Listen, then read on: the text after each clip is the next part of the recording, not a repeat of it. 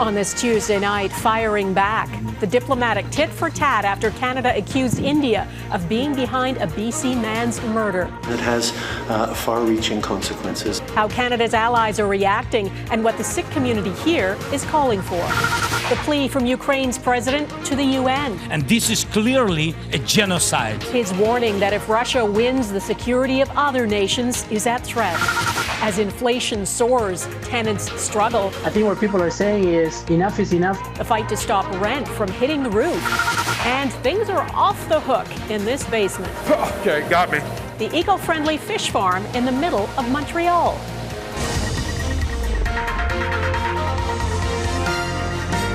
Global National with Donna Friesen. Good evening and thanks for joining us. We begin with the revelation by Prime Minister Justin Trudeau that Canada is pursuing credible allegations that agents from the Indian government may have been involved in the killing of a Canadian man. That has opened up both a serious diplomatic clash and demands for more clarity.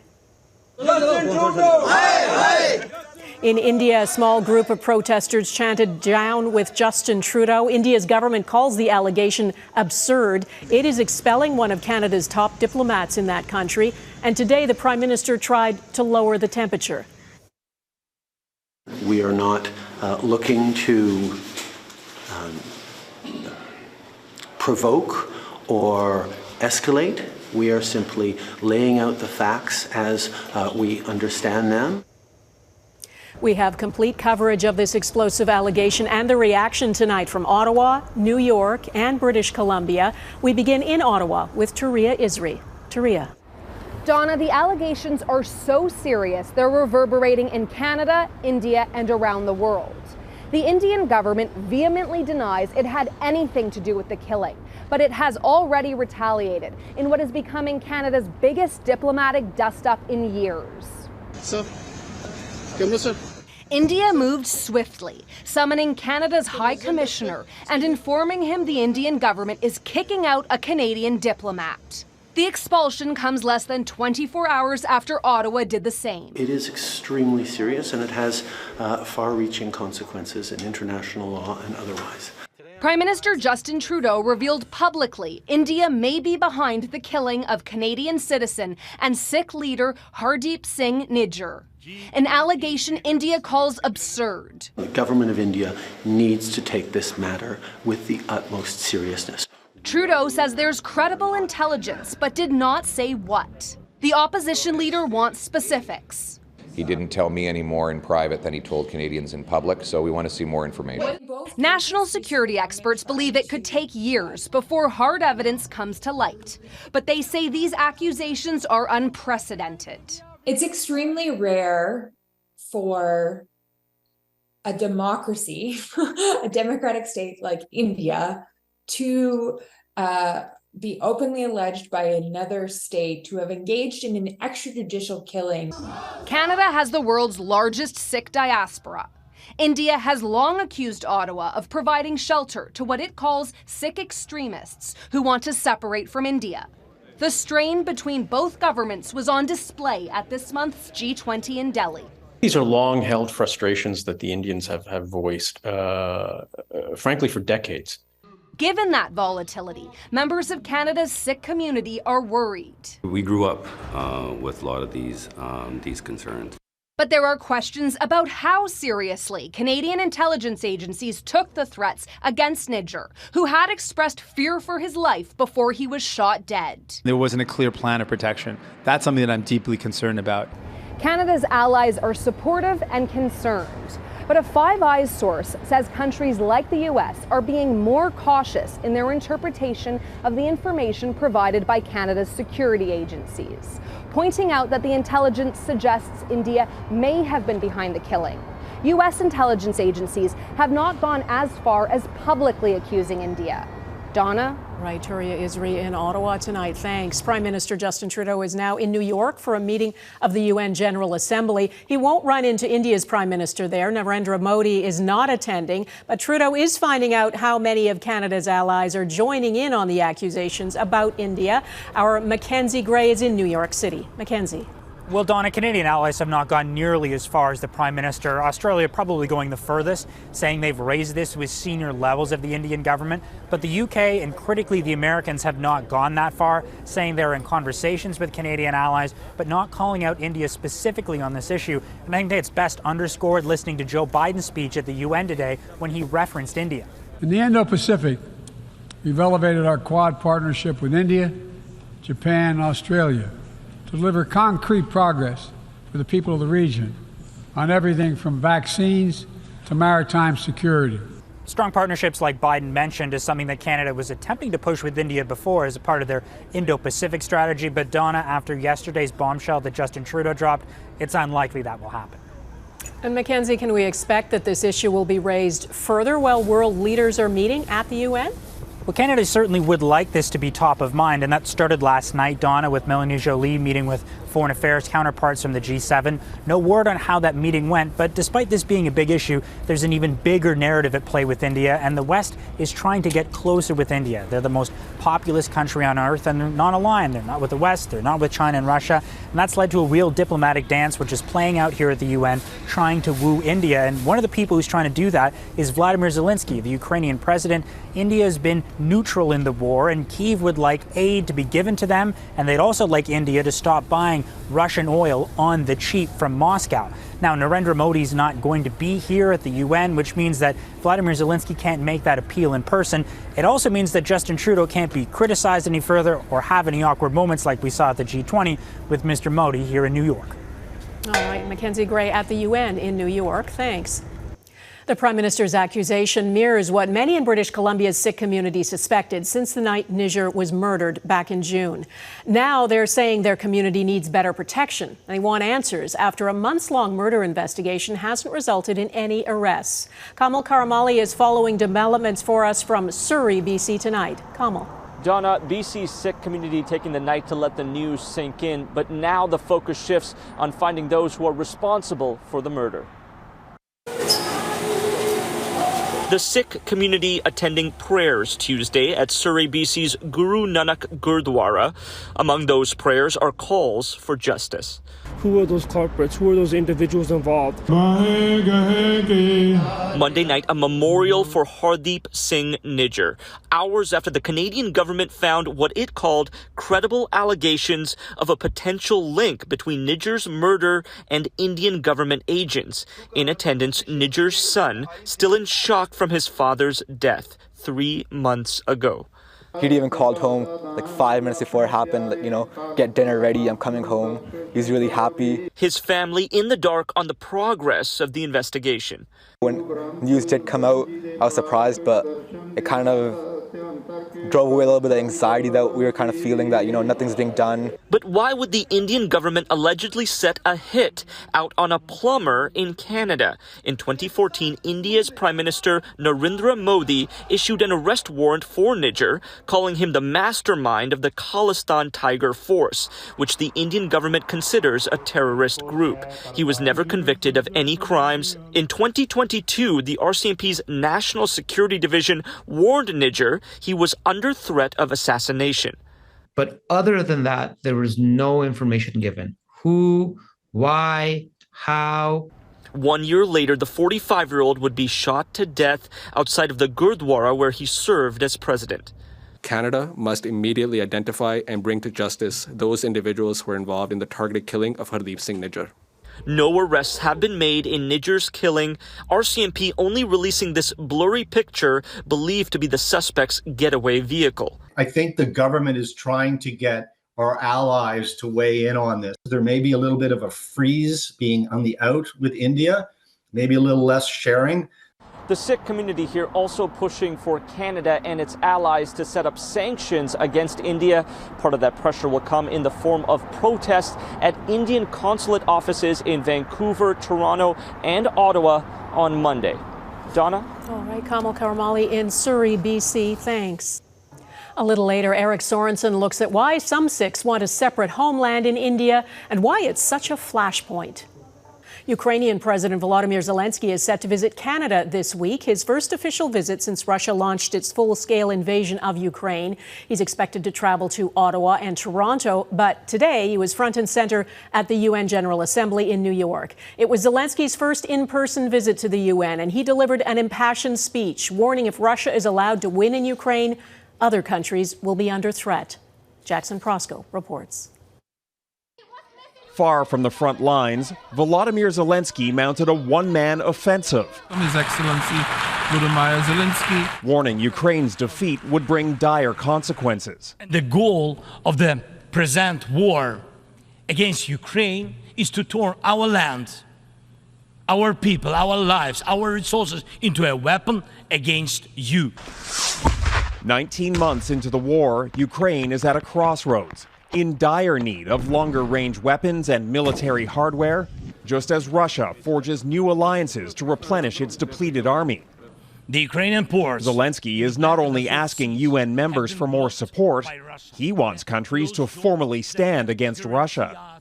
When hatred is weaponized against one nation, it never stops there. Each decade, Russia starts a new war. In many ways, Zelensky is Ukraine's secret weapon, an unlikely leader turned charismatic diplomat. His first in-person visit to the UN is part of a push to convince more nations that his fight is also theirs. Try to explain to a number of countries who have been on the fence or who have been hesitant to back Ukraine why it's so important, what's really going on, and why Ukraine needs and deserves their help. The U.S. remains Ukraine's biggest backer, delivering tens of billions of dollars in military aid. Just like Zelensky, President Joe Biden warned countries they cannot sit idly by. If we abandon the core principles of the United States to appease an aggressor, can any member state in this body feel confident that they are protected? But in Washington, where Zelensky will travel Thursday, Republican lawmakers are increasingly skeptical of the price tag of U.S. support. Is Zelensky elected to Congress? Is he our president? I don't think I have to commit anything. I have questions for him. Where's the accountability on the money we already spent? Polls show a majority of Americans are cooling on support for Ukraine. Knowing time may not be on his side, Zelensky faces added urgency to find a path to victory. Slava Ukraine. Jackson Prosco, Global News, Washington. The civilian death toll is rising rapidly across Ukraine. Another 9 people were killed in Russian attacks today. This drone strike far from the front lines in the western city of Lviv ignited several warehouses, killing 1 person and destroying humanitarian aid. At least 8 other people were killed in attacks across eastern and southern Ukraine. Ukraine's Air Force says it intercepted 27 of 30 drones overnight. Tough times for tenants coming up, how some are struggling to keep a roof over their heads.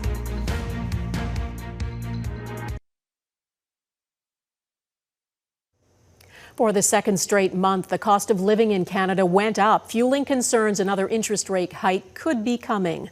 Canada's inflation rate rose to 4% in August, largely driven by an increase in gas prices. That's more than many economists were expecting. And as Mike Drolet reports, the cost of renting or owning a home in Canada's already tight housing market also rose significantly. It should have been obvious to anyone with a car. An extended return to high gas prices would spur a rise in inflation. When gas goes up, so too does transportation and production costs. But when economists began looking through the latest inflation numbers, something else stuck out. We saw another big upward move in rents and mortgage interest costs, and just more broadly, almost anything related to shelter was a little bit higher than expected. In fact, average rent in the country outpaced inflation by going up 6.5%. But that's just the average. Tenants of 2 downtown Toronto apartment buildings say they've seen rent increase notices of as much as 25%. That in turn led 300 tenants to start a rent strike, now in its 4th month. There ain't no power like the power of the people. The tenants say they've tried to negotiate, with Toronto Mayor Olivia Chow even offering to mediate a settlement. But they say the landlord, which didn't respond to inquiries from Global News, has so far refused, instead issuing roughly 60 eviction notices. However, their fight is getting a lot of attention. and they're fielding calls from across the country from other tenant associations looking to do the same thing. I think what people are saying is enough is enough with this.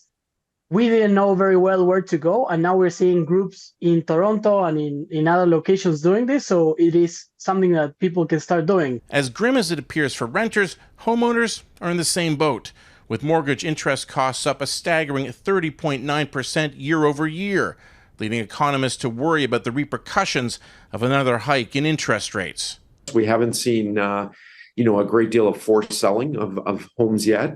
But the longer interest rates stay at these kind of levels, I think ultimately we will see more strains develop in the years or the months ahead, I should say. Canadians are feeling the financial pinch. It's just a question of how much more they can take. Mike Drolet, Global News, Toronto. Still ahead, what's at the heart of the Sikh separatist movement ratcheting up tensions between India and Canada?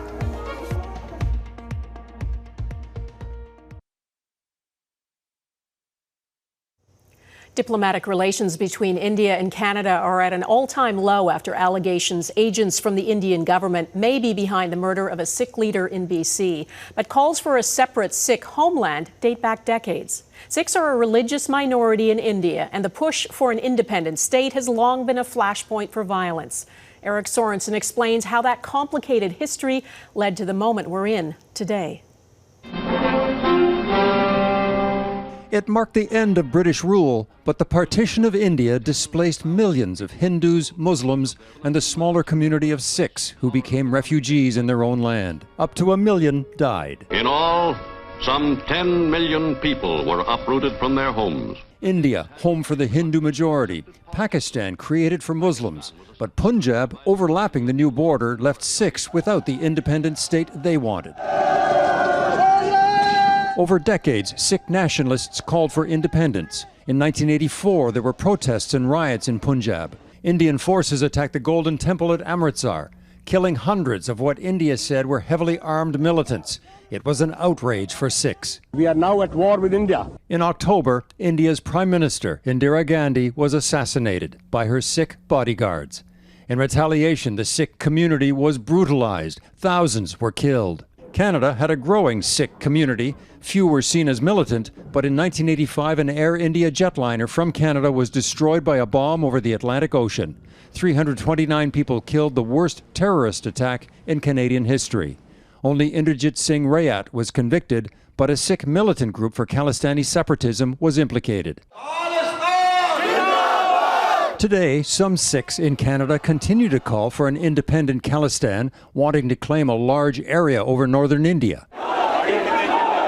But in the last decade, India's Prime Minister Narendra Modi has become a powerful leader, promoting Hindu nationalism and cracking down on Sikh separatism. The leaders of India see the Khalistan movement as a violent separatist terrorist movement, and they are very worried about it potentially being funded by forces in Pakistan. Neelish Bose says many in the Sikh militant movement live outside India.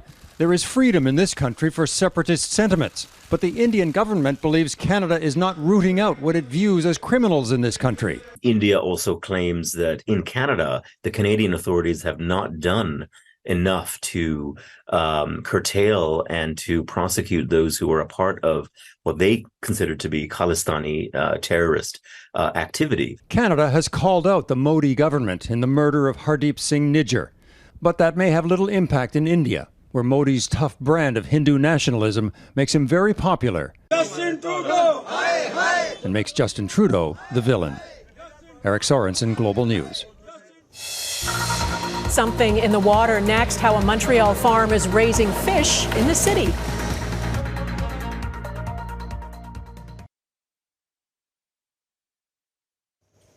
You wouldn't expect to find fresh Arctic char in the middle of Montreal, but there's a thriving population making a real splash at an urban fish farm.